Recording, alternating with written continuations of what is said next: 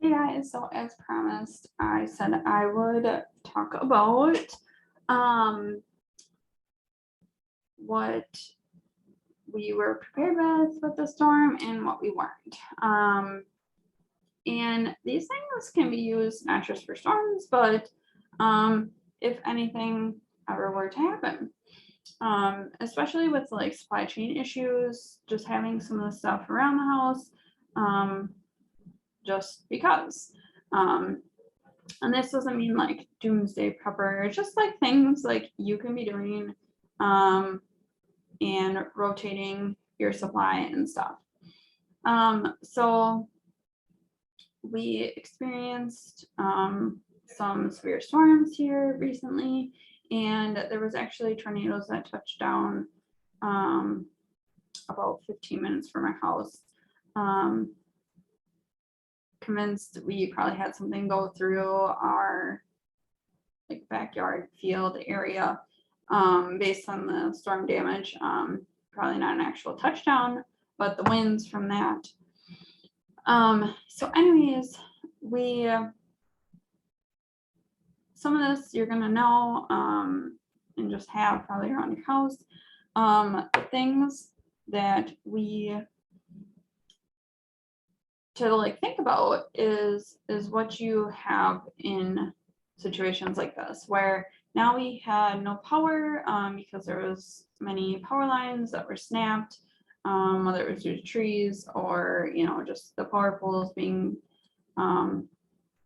broken and snapping the lines. So we were without power. Thankfully for us, it was only for about 24 hours. For others in our area, they were looking up to, I think it was like 4 to 7 days. And I know several people that had to go without for a good 3 days.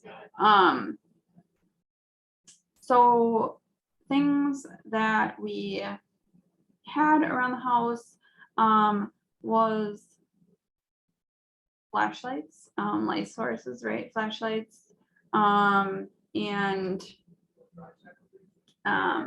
candles was the other thing I was going to say. If you have small children like myself, candles always aren't super convenient.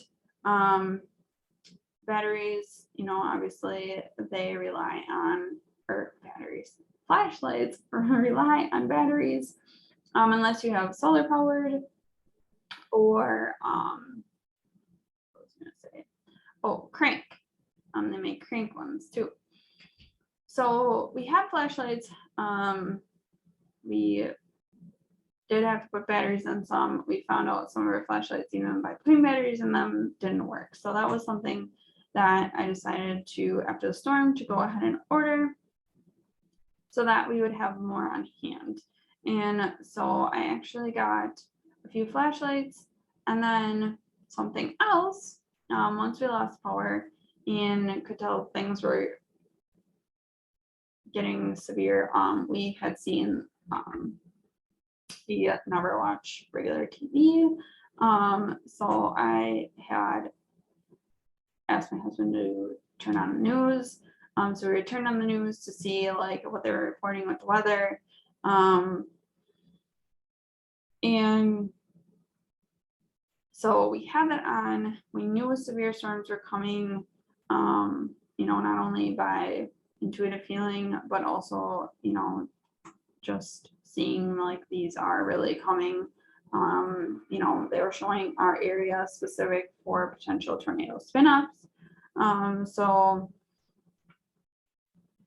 seeing that, we started taking action and preparing our safe area in situations like this, which is kind of like a basic thing too, like know your safe spot and what to do in case of a storm, if you need to seek shelter with a neighbor, or if you have an area in your house or in the bathtub, just know where you would go in this type of situation.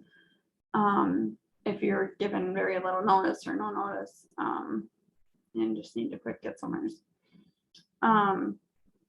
So my husband, then we lost power.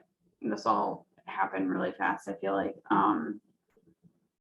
We lost power. He quick grabbed our radio, which he tried turning on, it didn't work.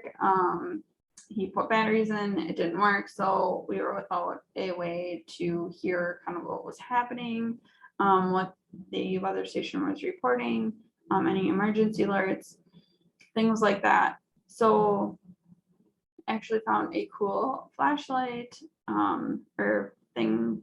It was a flashlight with a hand crank, and it also had a USB port, which I'll get more into that in a minute. The USB port and a radio. So you crank it and you can either utilize the flashlight, the radio, or this USB port. So it had like 3 different functions on it, which was really nice. But something that we can use at any time. And we don't have to rely on batteries, or, solar power. So that was something I purchased as well after not having, excuse me. Oh, goodness. After not having the radio as a means of hearing communication on what is going on. Then something else that we did have was, now we're without power, right? And we don't necessarily have a way to communicate. You have your phones, but the battery only lasts so long. So something I had bought previously, again, that we were prepared if anything like this happens when we're without power. Great for even like if you're traveling too, and it is a device. It actually looks like a cell phone. It's a square like this. It is solar powered. So like one side has the solar panels. So you just set that out in the light and it charges. And on the end, it has 2 USB ports. It has a compass and a flashlight as well. So again, another multi-purpose thing. But that was really great. It's called a solar power bank, I think. It was really great because my husband and I could charge our cell phones, because my husband's cell phone was actually only at like 20%, so his was really low. So we pulled that out and we were able to charge our phones in a way to communicate with people. I know that some people use their cars too for charging the phone. We had that as an option too. But my husband, like for example, my husband's phone wasn't charging very well in his truck, so it was just great to have that again as another multi-purpose item. And like I said, it would be helpful for like traveling if you're out and about and like you can't, like people that go hiking or backpacking and like you need your phone, but like it's dying. Just a great like thing to have even for that, because you could be charging your phone while you're hiking. So we had that. Another thing was water. So we personally have well water. So with that, once the power goes out, we only have the water that's in our tank, and then once that's used, it's done. We don't have any water. So something that I had bought was a few of their like the 2.5 gallon water jugs. I had bought several of those just to have on hand if we would ever need. It's water, doesn't go bad. You can rotate it, so like you could buy a few, and if you wanted to use one and then buy one to replace it if you wanted to rotate them. So I had that. So we had that for drinking water. When it came to like our toilets, we just, utilized the water we had in our tank. And then when the power didn't come back in, knowing where your closest artesian water well or spring is, to have that as a water source. Or, you could use even like river or lake water for that too, just for your toilets. But for drinking water, knowing where your artesian well is or spring fed water. Something else that we did purchase a while back was something called Life Straws. So they are like a straw like that. They're blue, and you put that in your water and it actually purifies the water that you're drinking. So we did purchase those. We didn't use those this time because I had the drinking water. But like if you're ever in a situation where you needed clean drinking water and didn't have access to, gallons of water or a spring or something, those Life Straws do filter out like the bacteria and stuff. It's not 100%, I don't think. I have to look at that.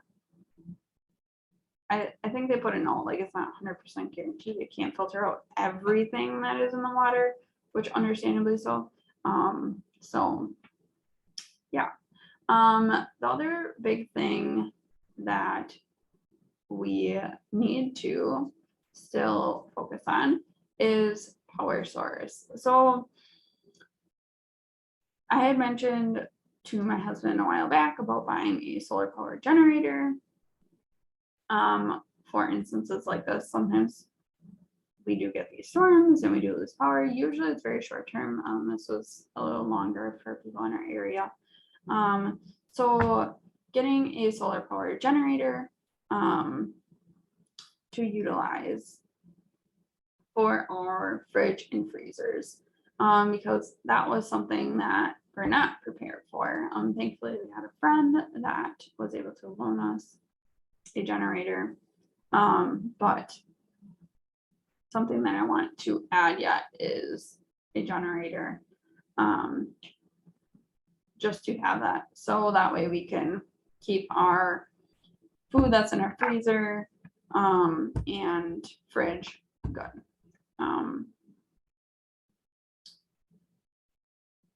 It would be so nice to be like solar powered in general. So then like if stuff like this happens, you're still functioning. But someday. Let's see what else. Oh, cooking, right? Because when you don't have power, if you don't have gas appliances, yes, gas appliances, you may be limited on how to cook. So something that I wanted to look into was a like cast iron pot and pan, because I was like, well, if the power doesn't come on after today, we are going to need to consider like cooking over an open fire. So that was something else that I wanted to, and I have thought about purchasing, but just haven't gotten around to it, was like a cast iron pot or pan, to where we could cook stuff over the fire. We do have one of those, like, not a tripod, but one of those campfire grills. We do have one of those, so that would have worked too. That we could have, put like a pot on there and boiled something as well. But I was just thinking like something too that's probably better for cooking. Like if you wanted to boil, like do rice or, warm up vegetable, like if you do canning and you do canned corn or something, like, having like a nice pot that you could boil just to heat that stuff up easier. So that was something else that I wanted to look into is cast iron. And then there was something else. Oh, right now it's summer here in Wisconsin, so we don't, need heat right now. But if it was winter months, we would need a heat source. And so knowing like having an alternative way to heat your home without power. So whether it be a wood burner, wood burner, really essentially, because like the pellet stoves, correct me if I'm wrong, but I believe those need electricity to get that motor going. So a wood burning stove would be really beneficial in cold weather states. If it's winter time and you lose power, because sometimes you get ice on the power lines, and that can knock out your power as well. So just considering like another heat source as well. And I think that was about it. Something else, oh, I forgot about this. Something else in regards to water, because we are well water, is rain barrels. We had purchased rain barrels recently. We don't have them set up yet, but it's something that we are going to add because we do have animals. We just bought chickens and we have cats. So, just something to think about. You can use that water, for multiple purposes. We could use it for like our toilets, just all the things.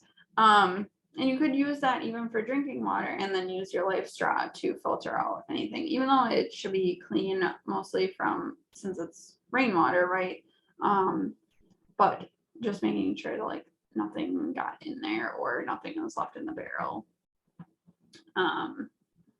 So that was something too that we have just not hooked up. So we will be working on that too. And I think that's pretty much it then. But those are some things I learned. Hopefully this is helpful, something to think about.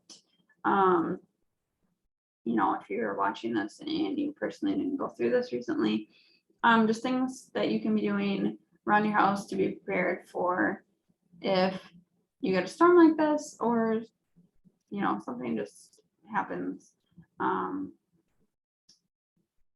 But yeah, it's always good to just be prepared. Doesn't mean you have to be, doesn't mean that you're being like a doomsday prepper or anything. But that, just being prepared ahead of time. So when circumstances like this hit, you're not left going, what am I going to do? And not so stressed out. So those are my tips, and I will talk to you soon.